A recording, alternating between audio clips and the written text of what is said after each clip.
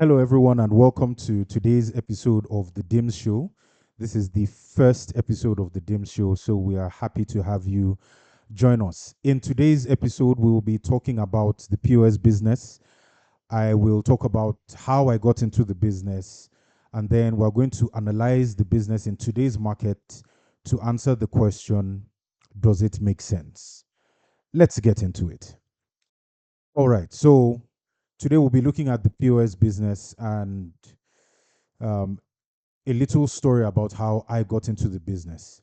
So, this is about July 2018, and my dad gets into a little fender bender and he asks me to go and work on his car. Someone hit him from behind. So, I had done some work with a panel beater not long before that. So I had estimated that it was going to cost about 15,000 naira to work on his car. So I head over to Apo Mechanic Village to work on the car. I went straight to our mechanic and asked him to recommend a panel beater for me. So he does that, and I go talk to the mechanic, and then he begins works on the car. Then I ask him to do some extra work, touch up here, touch up there, and all. So in the end, it comes to about 25,000 naira. And then I had estimated it was going to cost 15,000 naira. So I carried 15,000 naira cash. And that's what I was expecting to pay. So, but then after he did the extra work, everything came to about 25,000 naira.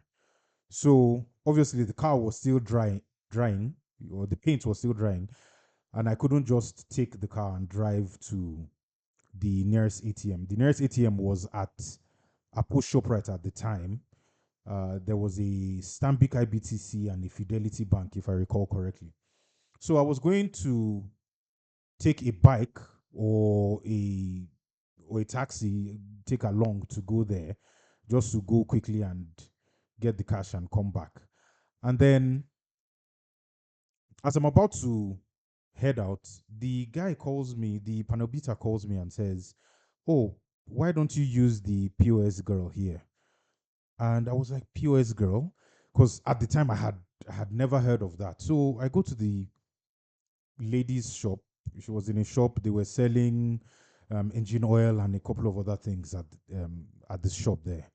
And then I ask her, and I'm like, "Okay, so I need 10,000 naira." And she says, "Okay, do you want it cash?" Um, sorry, she says, do you want to pay cash for the charges, or should I withdraw it from your account? And then I'm like, "Oh, go ahead, withdraw it from the account." And she says, "Okay, it's going to cost 100 naira." And I was like, "Okay, so this is actually interesting." Then my head starts doing the math. So this would have cost me maybe 400 naira round trip to go and come. And then the time I was going to spend queuing at the bank. So all of that, it was just so convenient. And she charges the 100 naira, debits it 10,100 from my account, and gives me 10,000 naira cash. And I'm like, wow, this is so convenient. So I just take a peek as she's recording. Now this is about 12:30 in the afternoon, and she records transaction number 34 by 12:30 in the afternoon. And in my head, I'm like, wow. So this is 12:30 and you've already done 34 transactions. So I'm like, okay, so let's say this is half of the transactions you're going to do today. So we're looking at probably 68, 70 transactions in one day. And I'm doing the math. I'm like, okay. So I ask her, if it's 20,000, how much are you going to charge? She says 200, and 30,000, 300, and all. So I was like, let's say on average, it costs about 200 for each transaction. So some would be 100, some a little more. It means that at the end of the day, if she does up to 70 transactions, for example, and an average of 200 per transaction, that's revenue of about 14,000 naira in one day. As I started driving home, immediately I called our company lawyer. I said, look, bro, I need to register a company immediately so that I can get a POS machine and get into this business. So I called him. I just told him, look, start the preparations now, like immediately. So we did all of that, registered the company. I got a POS from GT Bank. That was the first POS I got. It was a PAX S90. I remember it very well. This long POS machine. And immediately so in the time, I think it took about 2 months for me to get the POS machine. So I, at the time, started, before the machine came out, I started getting the store ready and all of that. So I spoke to the panel beater. So I wanted to talk to the mechanic because he was the one that I knew, but then he's a big mechanic in Apo Mechanic Village. So I just felt he wasn't going to have time to start recommending someone to me and all. He had so many people working under him and was so busy. Like, you could do work with him 5 times and he wouldn't even save your number because he's so busy. So I spoke to the panel beater. He was just a regular guy, easy to approach. And this was someone that the mechanic had just referred to me for the first time. I just spoke to him and told him, okay, look, do you know anyone that is doing this PS business that can work for me? So he was like, yeah, that he has a cousin brother. That's what he called the person. So he said, yeah, I have a cousin brother um that does the business for somebody. He works for somebody, so I can give you his number. So he gives me the guy's number. And then I call him. Let's call this POS guy person A, right? So I call him and I ask him, I talk to him, and I see that he understands the business very well. His mental calculation is also very good. So I ask him, how much are you being paid? He says 30,000 naira. So I tell him, okay, look, I'm going to pay you 50,000 naira to come and work for me so that we can get started. I don't have the time to start training somebody. Like, I was just so eager to dive in and start making money. So I was like, okay, look, I know the mechanic. The mechanic referred me to the panel beater. The panel beater, this is his cousin brother. And also, I have the whole chain of connection. So I don't really need to do much due diligence. So I hired this guy and he starts working for me. And then the first month, everything is going very well. So immediately, I'm just like, I just start seeing all the naira and dollar signs in my eyes. And I'm like, I need so many more of this. So within the space of about a year, I opened about 6 stores there in Apo. Now, this guy that I hadn't vetted, I didn't even know where exactly his house was.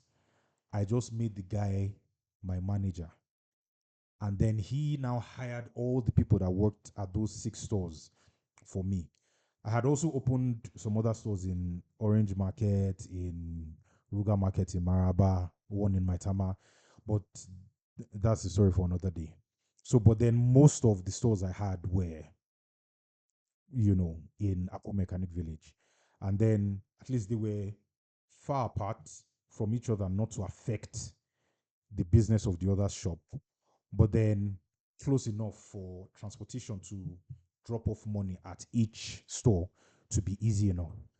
So some people that were working for me, I hadn't even met them. I hadn't even seen them face to face. So I had seen, like, each location, I would go and see where it was and know exactly where the shop was located while we were doing all the setting up. So at that time, I didn't want whole umbrella setup that people were doing.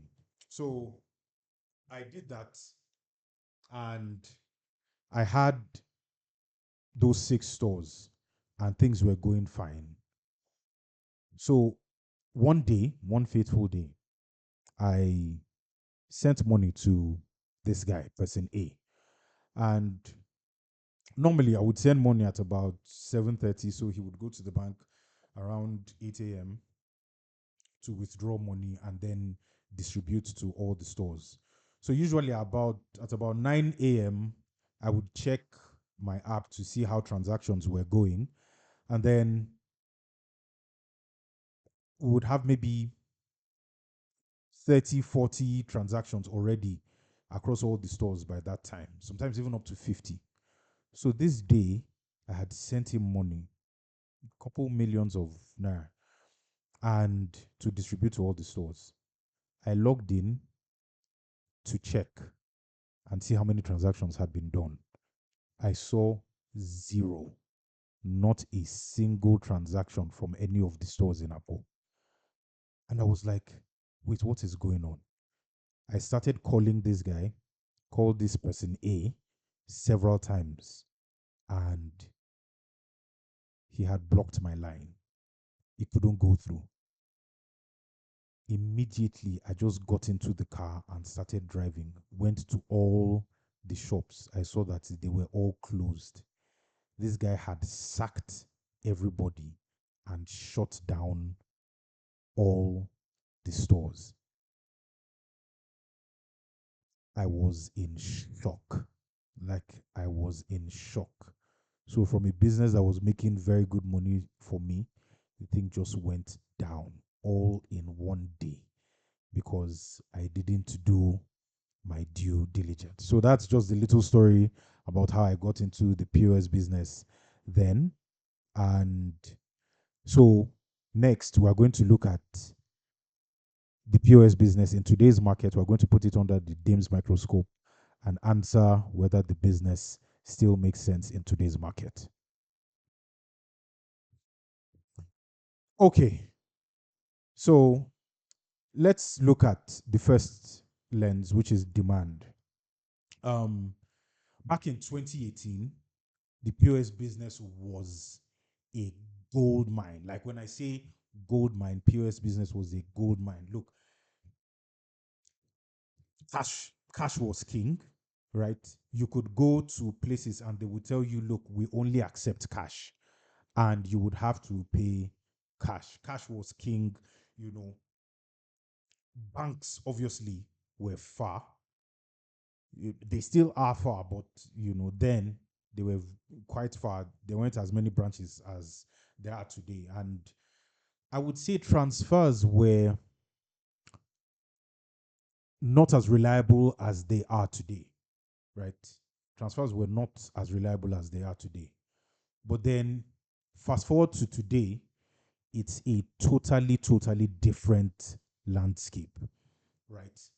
You could go months, in fact, up to a year without even having cash in your wallet. That's the truth about it. Because now, literally every roadside vendor, every market person has a POS machine. So you can easily do a transfer or use your card. So cash can be done without by so many people, right? Now, while the demand is definitely lower, I wouldn't say it's gone entirely. So people still make very good use of cash. So let's give a few examples. In times where you want to make quick transactions, so let's say you go to the market, you want to go place to place, and you do not have time to wait for or to do transactions, people would carry cash and do those transactions. Or somebody is using public transport to go from place to place. Most conductors do not have time for you to be doing transfer to my account, transfer to my account. They just need, it's a very fast moving space. So you want to be able to pay cash very quickly and move without delay. In those instances, cash is still very important. Then if we talk about another example, would be what we call dashing money, in Nigeria. So when you want to just give someone a tip, it's easier to just give someone 500 naira cash or 1,000 naira cash than to say, okay, give me your account number. You know, when you say give me your account number, people are expecting maybe 2,000, 3,000, 5,000. So, but if you just have 500 naira, especially if it's mint, right? So it would be a bit weird for you to tell someone, okay, give me your account number, and then you transfer just 500 naira to the person. So that's another use case of cash. And then while transactions and transfers are a lot more reliable in today's market, there are still times where the network is down and cash is just the only way for you to make a payment.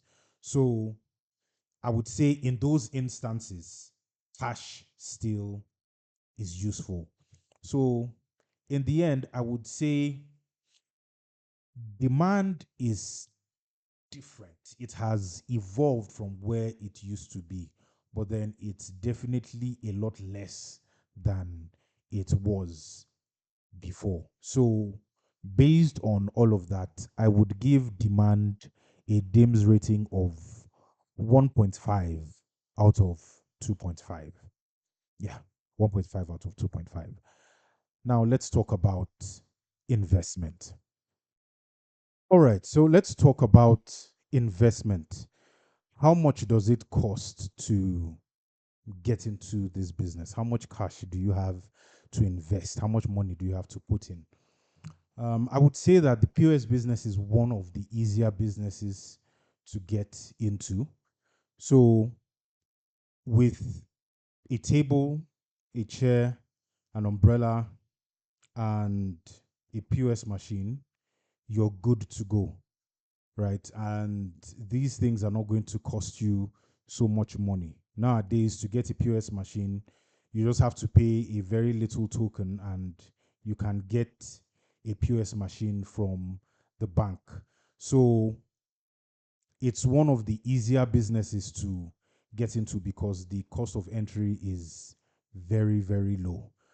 Then, of course, you also have to look at your cash float. Um, so obviously you can go bigger when it comes to setup with things like a kiosk or a shop that you can rent and have space and all of that. It gives people a lot more trust that if there's any issue at any point in time, they can easily locate you, as opposed to an umbrella and a table that feels temporary. But then it's instant cash. You sort out the cash at that time and go your way. So the table and chair option is still very viable. Then, of course, you could decide when it comes to cash float to start off with something small. So let's say 150,000 in hand, 100,000 in the bank to handle deposits. So when somebody comes to deposit cash, you have to transfer from your bank account to theirs. So you could easily start with something low. And then what most people do when they start with little cash is that they prioritize lower transactions. So, for example, now someone comes and wants to deposit 100,000, and you charge the person 1,000 naira. You've just made 1,000 naira for that transaction. So for easy math, let's ignore whatever bank charges there are. So you've made 1,000 naira for that transaction, but then 20 people can come to deposit 2,000 naira each.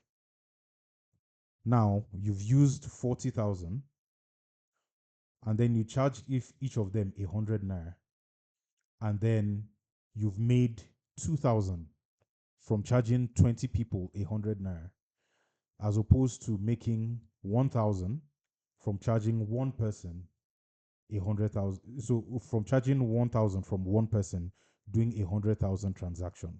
So what happens is that most people who start off little prioritize lower transactions so that they can fully optimize the cash that they have. So, but then if you can up your float or you can have access to a larger amount of cash, you can easily process any transaction volume that somebody or transaction amount that somebody brings. So if someone wants to do 5,000, 2,000, 10,000, 100,000, 200,000, you have enough cash float to be able to handle whether it's a withdrawal or it's a deposit. But that notwithstanding, even if someone wants to start off with 100,000 naira, maybe you keep 80,000 as cash, keep 20,000 for deposits. It's still possible. It just limits the amount of or the nature of transactions that you can do. So for ease of entry, I would give the POS business a 2.2. I'll give it a 2.2. So yeah, the fact that it's easy to enter makes so many people go into it. So that's one of the things that you have to consider. So you're looking at so many people doing the business. In fact, once you step out anywhere, every even shops that are doing provision or selling provisions, they are doing POS on the side. If somebody is in the market selling rice and fish and this, the person is doing POS on the side. So almost everyone has added that as an extra value offering for the business that they are doing. So it's very easy to enter, but then it makes the market very competitive and very saturated. Yeah, so we'll give it a 2.2. All right, so the next lens that we are going to be looking at is monetization. How does this business make money, and what can you do to optimize the amount of money that you make from the business? So, as we know from the POS business, money is made from charges. So, if someone deposits 1,000 naira, the person could give you 1,100 for you to send 1,000. Or if the person is depositing 2,000 naira, the person gives you 2,100, and then you send 2,000 naira to the person's account or to the person that the person wants to send it to. So, or to the recipient that the person wants to send it to. And also, in the same way, if somebody wants to withdraw money, the person could, let's say, you charge the person 2,100, and then the person makes, the person collects 2,000 cash from you, or the person comes and says, okay, give me 2,000 naira, and then the person hands you 100 naira as the charge. So that's basically the way money is made with the POS business. It's as simple as that. Now, of course, when you talk about monetization, you now have to look at how well the market is going and how many transactions one can make in a day. So if you recall during in the story that I mentioned previously, you could have places that were doing up to 100 transactions in a day. Now, that generally has significantly reduced. Even if there are places that are doing still doing that right now, if they have been in the business since, I can almost guarantee you that they were probably doing twice as much previously. Because right now, a lot of people can go about their day without having to use cash. So I spoke to this guy that I know that has been doing the business for about 3 years now, and he has been in the same location for the past 3 years. And he told me that about 3.5 years ago, he was making about 9, 10,000 naira per day in revenue. 9 to 10,000 naira per day in revenue. Fast forward to today, he's making about 5,000, maybe on a good day, 6,000 naira. a day. So you can see that the demand has reduced. It's not gone completely. As you can see, he's still making money from it, but the demand has definitely reduced. There is so much competition right now. Every 10 steps you take, there's somebody that is doing the POS business. Every shop, every um, person that is dealing in cash has it as an extra value offering. So you're selling chicken, you're selling meat, add POS on the side. You have a provision store, add POS on the side. So it's the competition is just so high. And this guy that I spoke to that has been doing the business for about 3.5 years, he was telling me that right now he charges 50 naira for 1,000 naira transaction. So previously the minimum was 100 naira if you're withdrawing, say, 1,000, 2,000, 3,000. But he said that right now, to attract more customers, he even does 50 naira for 1,000 naira. At times, even for 2,000 naira, if he knows you personally, he can still do the 50 naira, so that at least he's making something, and that way people would come to him. If there is, so let's say if three people are sitting side by side, one person is going to charge you 50 naira and the other two people are going to charge you 100 naira. Obviously, you would go to the person that is charging 50 naira. So that's what he's doing, to get more customers and to make more money. But it just goes to show how competitive the market is. Another thing I would say regarding monetization and the way to make as much money as you can is just have as much float available that you can lay your hands on, right? If so, for example, someone who has 200,000 naira every day available for withdrawal, and someone who has 500,000 naira every day available for withdrawal, there's every likelihood that the person who has 500,000 naira is going to make more money. Now, even if all other conditions are the same, if the person is, if, and you're charging the same amount for 1,000, 2,000, 3,000, if this other person has more money, what does that mean? If you have 200,000 naira and that money finishes, let's say around 1:30 p.m., 2 p.m., what is the next thing you have to do? You have to go to the bank to withdraw more money. Or if you have an agreement with a filling station, you go to that filling station to get more money. But what does that mean? For the, let's say you're away for 1 hour. That 1 hour that you are away is 10, 15 customers that could have come to do transactions, and you have lost out on those transactions.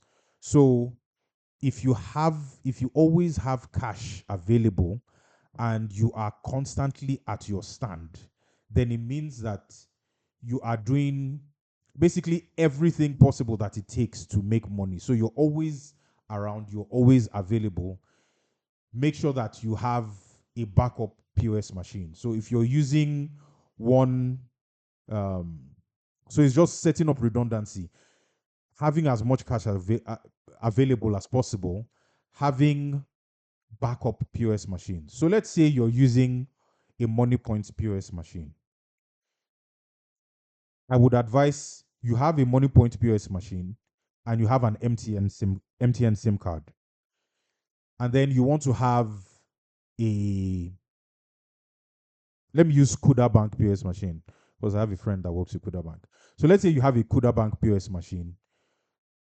I would advise you use it with Airtel, right?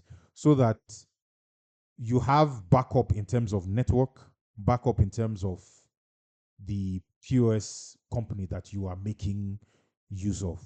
So if you do these simple things, if you have as much money as possible so that you're not constantly away from your store, if you can open as early as possible and close as late as possible, not too late that you become a target for bad guys, as we call it, as we call them. Let me just put it that way.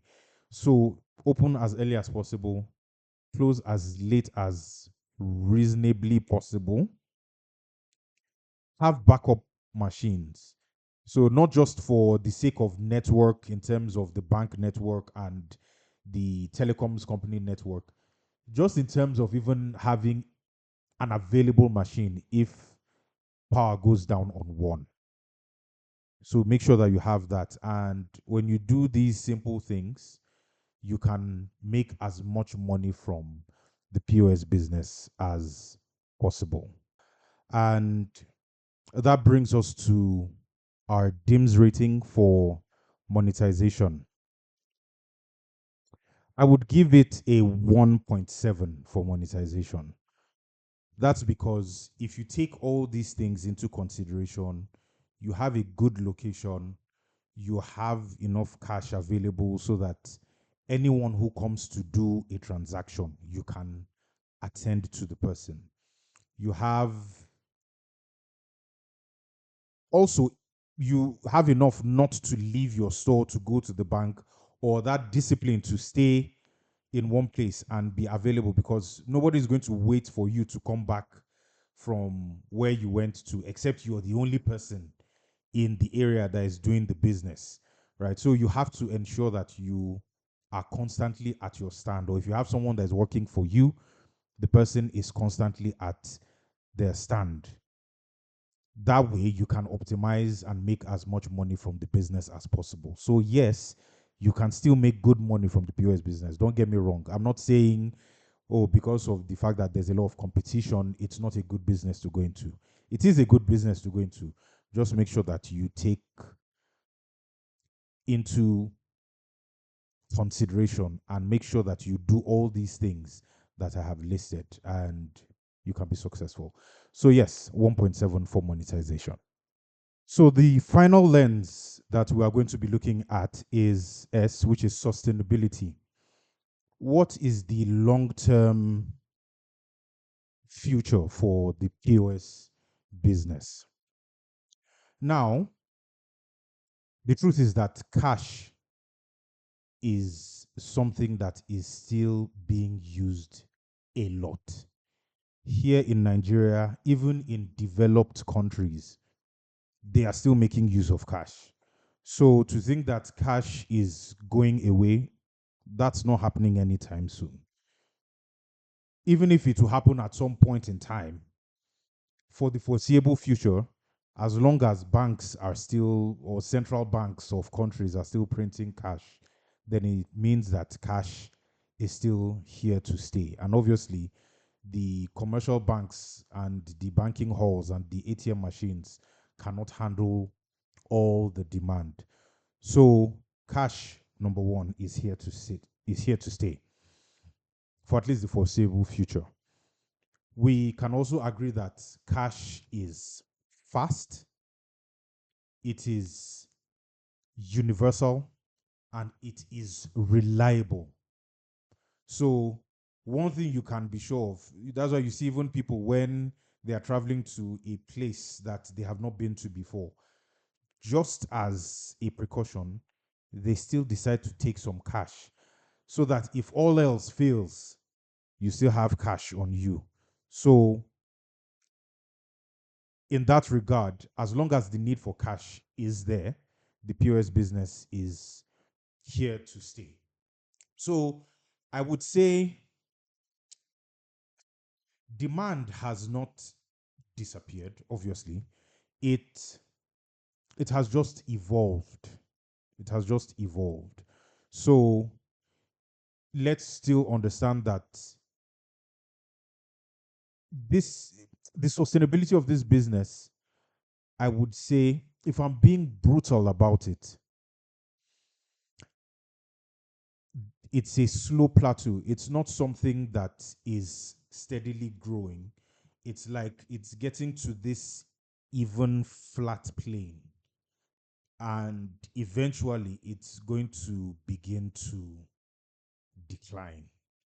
But for now, it's still a business that I could see still being relevant in the next 5 years.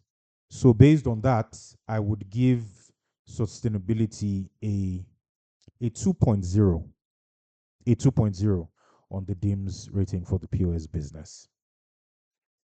Okay, so finally, we are going to be looking at risk just before we give the final DIMS rating. Risk, because every business has its own risks. So I'll go through five major risks with the POS business. The first one obviously is theft. Theft from within, theft from without. So you're looking at, if you have staff that are working for you, that is something that you have to be very careful about. You can have people within your system that are trying to find a way to steal money from you. Theft from within. From without, you're talking about, let's say your staff closes on the person's way home, they get burgled, or even at the stand, let's say it's in a relatively secluded area, some people could just make a plan to just attack you, get on a bike and get moving. This is something that has happened several times. So it's something that one must be very careful about. That's the first thing. The second thing is fake alerts. Fake alerts. Now, there was a time where you could easily get deceived by a fake alert and all of that, but then people are a lot more aware right now.